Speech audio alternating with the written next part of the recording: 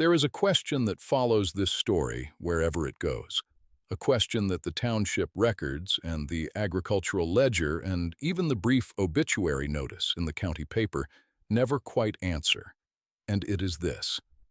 Why would a woman who had lost nearly everything spend the last of her purchasing credit on 60 sacks of grain that any sensible buyer in the region would have left to rot in the seller's barn?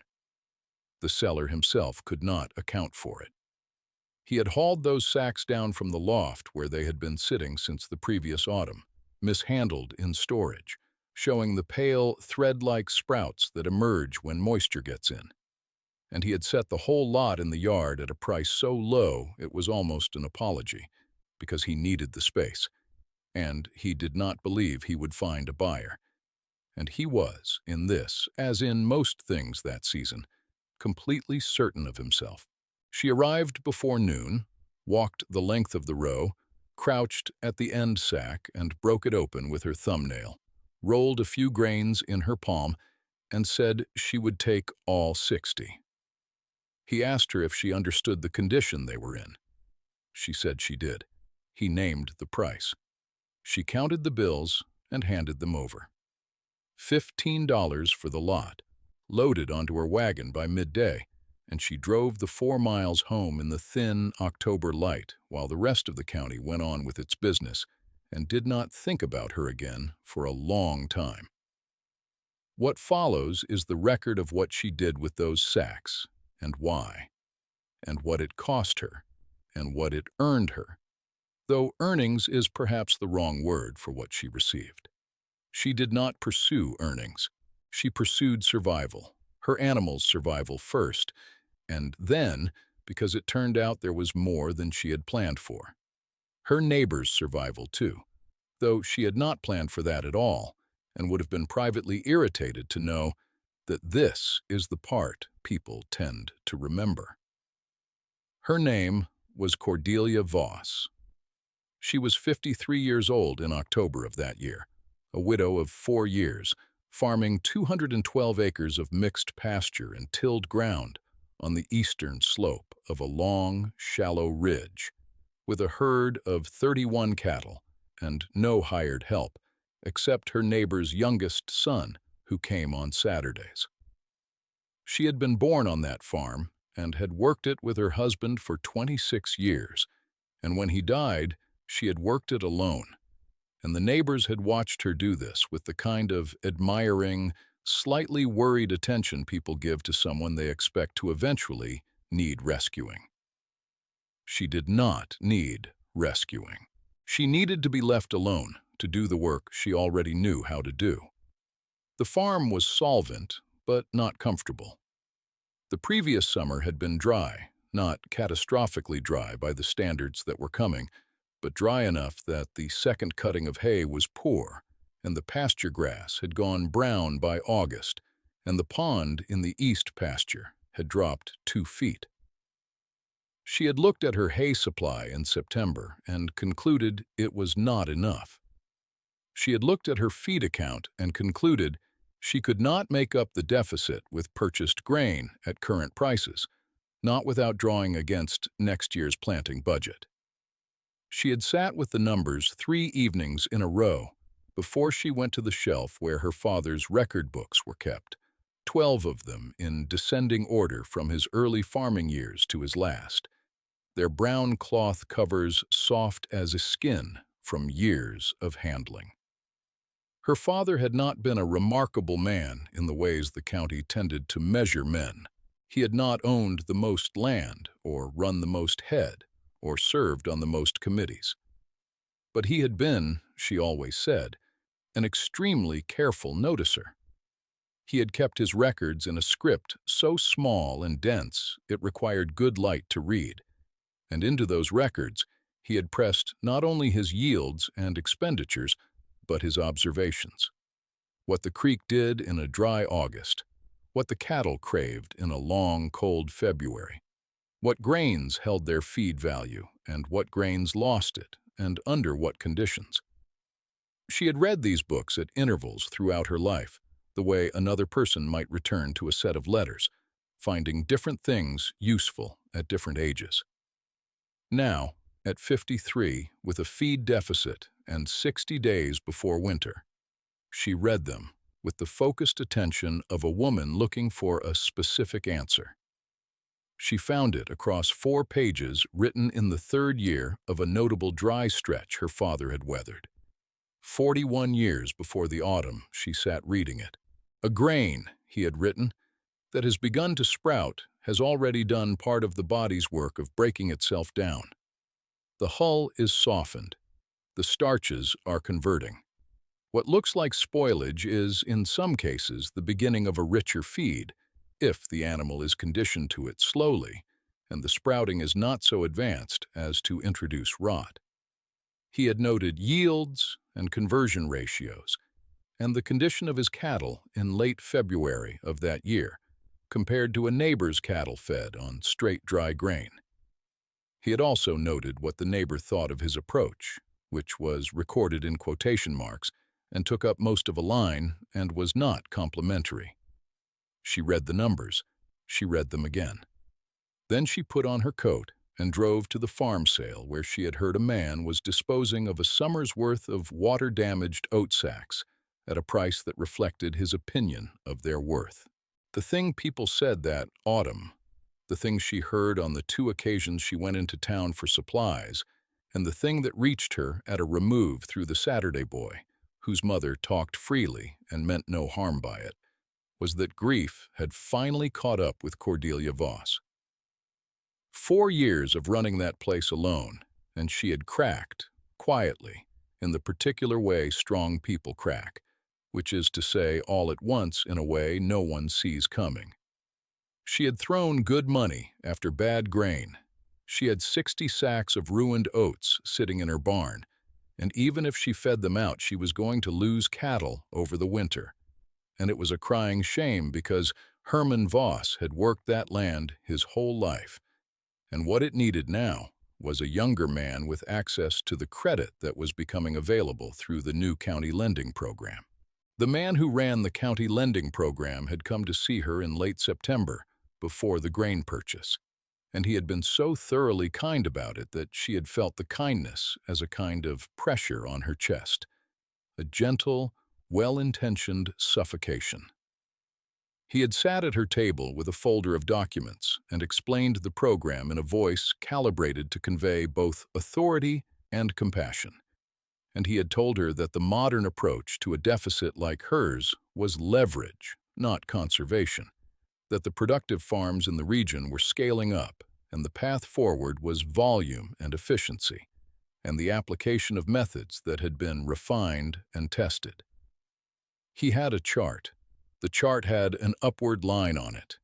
He had been to agricultural college, and the folder smelled of a warm office, and he was, she could tell, a man who had never sat with a dying animal in the dark, and so could not fully account for the weight of that experience in his calculations. She had listened. She had looked at his chart. She had said she would think about it. He had left the folder, and she had set it on the table, and that night she had read her father's books instead. The next day she had driven to buy the oats. Here is what she knew, and what the ledger showed, and what her father had written plainly 41 years before. A sprouted grain introduces live enzymes into a ruminant's winter diet at a moment when the animal's digestive system is laboring under the stress of cold and dry feed. The conversion rate from feed to body condition improves. The animals require somewhat less total intake to maintain weight. Over a winter, those small daily efficiencies compound into a surviving herd rather than a struggling one. The method required discipline. The oats had to be measured, not thrown. The condition of each animal had to be watched. The rate of introduction had to be slow. 10 days of adjustment before the sprouted grain became a regular component, and the dry hay had to be maintained at a baseline. She had to be present, and she had to be paying attention every day. It was not a complicated system. It was just a system. and it required that you trust it when it appeared to be doing nothing, which is the hardest thing to ask of a person under pressure. She started the conditioning period on the 1st of November.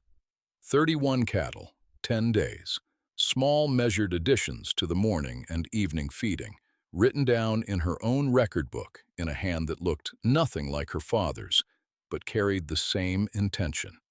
The Saturday boy watched her do this and said nothing, which was one of the things she valued about him. His name was Abe Whitfield, and he was 17, and he had the quality, rare in the young and not especially common in the old, of watching a thing carefully before he decided what he thought of it. On the third Saturday, he asked her what she was doing with the sprouted grain. She told him what her father had written. He crouched next to the sack and looked at the oats the way she had looked at them in the seller's yard, with his fingers in the grain, feeling the texture. He said, "So the sprout is not the damage, the sprout is the change." She said that was right. He stood up and went back to work, and after that he paid attention to the cattle with a sharpness she had not asked for, but was glad of. The winter came in stages. December was cold, but not extraordinary, and the livestock men in the county were cautiously satisfied. There was a stretch in January that tightened things, and some of the smaller herds began to show the lean look that precedes real trouble. The tucked flank, the dull coat, the slow movement in the mornings. She watched her cattle and wrote down what she saw. They were steady, not thriving in any way she would have called remarkable, not carrying weight they hadn't earned, but steady. Their condition was not declining. Their daily feed consumption was running slightly below her projection, which meant her hay would hold longer than she had calculated. She noted this. She noted it again a week later when the trend continued. The man from the lending program came by in late January. He was making rounds, he said, checking in on the farms that had declined participation. He stood at the fence and looked at her herd and said, "They looked all right." She said they were. He said he was glad, because some of the farms were having a hard time of it, and she should know that the program's emergency credit extension was available to her if her situation changed. He said this in his kind, pressured way, and she thanked him for saying it. And when he had gone, she fed the cattle and wrote down the numbers and did not think about him again that evening. The silence has a particular quality in the weeks before a hard thing arrives. It had this quality in early February, when the sky to the northwest began doing something her father had written about in the second to last of his record books. A particular stillness and yellowing in the afternoon light that preceded the event he recorded in February of a year she calculated was 44 years ago now. He had written, "It is not the cold that does the damage.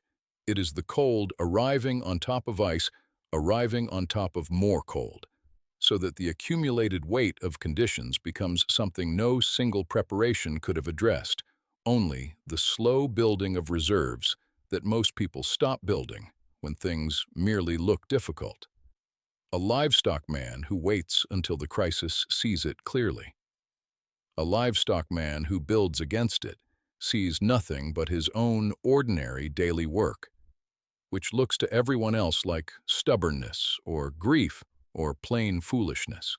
She read that passage by lamplight on a Thursday evening in early February, and the next morning she completed the final stage of her preparations, which was to move the herd into the eastern pasture, where the ridge provided a windbreak on the northwest face, a decision she had planned since October. She brought in a month's worth of remaining hay and stacked it against the lee side of the ridge. She cut and hauled additional water from the upper tank, which had not frozen because she had been keeping a slow leak running through the pipe to the trough all winter at a cost of about 3 gallons an hour, a fact the lending program man would have noted as waste if she had told him about it, which she had not. Abe Whitfield came on Friday instead of Saturday because he had looked at the sky himself and decided to. The ice storm arrived on Saturday night. It was not a single event. It was, as her father had described, a layering. First rain that turned to sleet as the temperature dropped through the night. Then, a second band of precipitation that came in around 3 in the morning as frozen pellets. Then a wind that built through Sunday to a speed that took down 2 sections of fence along the road and stripped the boards from the front face of one of her neighbor's outbuildings. And then, in the manner of these events, a drop in temperature on Sunday night to 17 below that locked everything that had accumulated into a solid, glittering, merciless weight. The ground was not snow-covered. It was sealed. Breathing outdoors was a physical labor. The trees on the ridge cracked through the night like rifle shots, and she lay in her bed and listened to them and counted the intervals and noted that the intervals were growing longer, which she understood from her father's record to be a sign that the worst of the contraction had passed its peak. She walked to the cattle before full light on Monday morning. The ridge held. The herd was in the lee of it, standing close, heads down, steam rising from their backs in the first cold gray light. 31 animals in variable but unbroken condition. Not one of them down. Not one of them showing the glassy, disconnected eye that precedes an animal dying of cold and feed failure combined. They were hungry. She fed them. She broke the surface ice on the trough with a steel bar, which took 4 minutes because the layer was only a few inches thick over the running water beneath. She measured the feed. She wrote down what she saw. Then she climbed the fence and stood on the top rail and looked east across the county in the early morning light. And what she saw across the mile of low ground before the next ridge was a stillness of a particular kind, the kind that has grief in it. Theodore Marsh was a large man in every sense the county used the word. 420 acres, 200 head of commercial beef cattle, the largest single herd between the 2 river roads. He had bought his second tractor in September. He had expanded his headcount by 40 animals in August, financed through the lending program. He had bought his winter feed in bulk, dry commodity grain, at a price per hundredweight that reflected his scale and his credit and his confidence, and he had stored it in the big steel bins he had put up 4 years before. The ice had sealed his pasture. The cold had sealed his water lines, the commercial lines that ran above ground between the well pump and the frost-free hydrant, which had been installed in the modern way and had never been a problem before.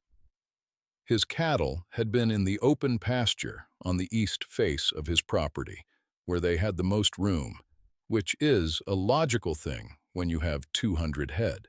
There was no natural windbreak on the east face. The first thing she heard about it was from Abe, who arrived Monday afternoon having walked 2 miles because the road was impassable, and who told her with the careful economy of someone reporting a fact he did not want to embellish. Marsh has lost 40 head and is still counting. The words landed on her without the satisfaction she might have imagined if she had been a different kind of woman. She felt, instead, the weight of it. 40 animals, 40 presences simply gone from the cold world they had been in 36 hours before. She stood in the barn for a moment without speaking.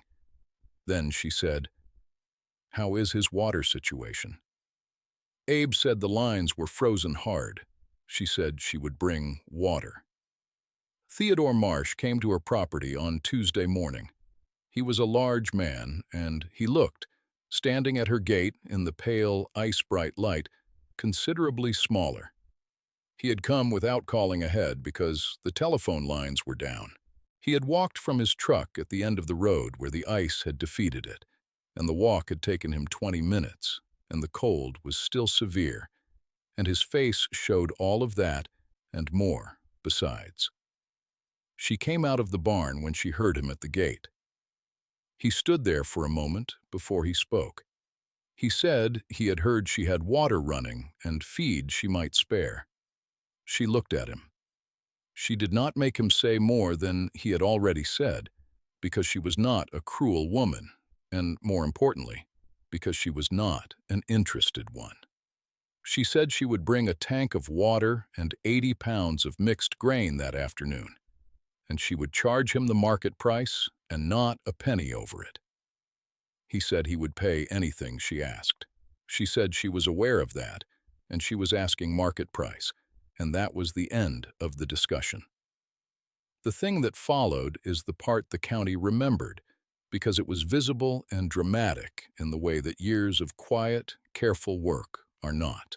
She drove the old tank wagon out to 7 properties that week, trading water and feed at a fixed fair price, feeding the account, not the opportunity. She told anyone who asked that she had more than she needed and less than she was willing to hoard, and that the distinction between those two conditions was the only economics she had ever found reliable. She sold from her surplus, not from her margin.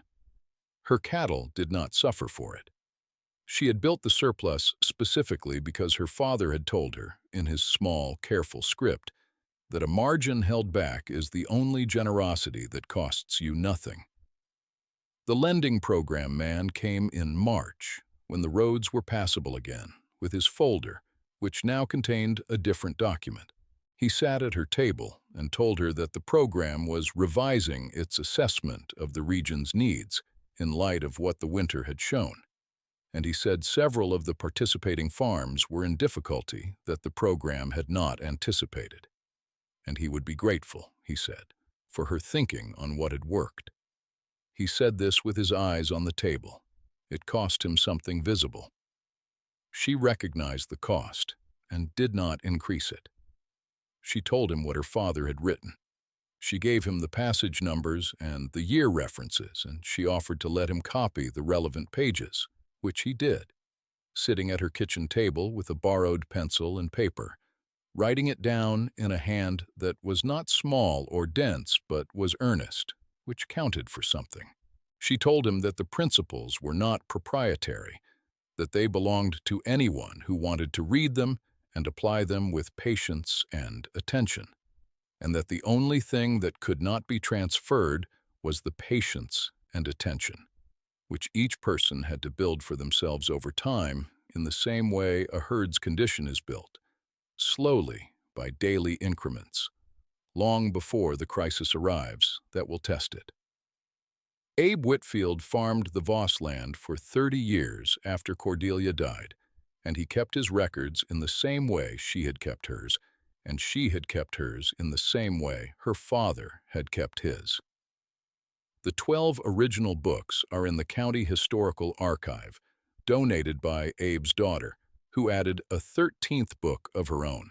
The shelf they sit on has a small card below it that carries a sentence Abe wrote at the end of his own first record book in the year Cordelia died, a sentence she had said to him once, standing on a fence rail in the early morning light with steam rising from the backs of 31 living animals in the cold.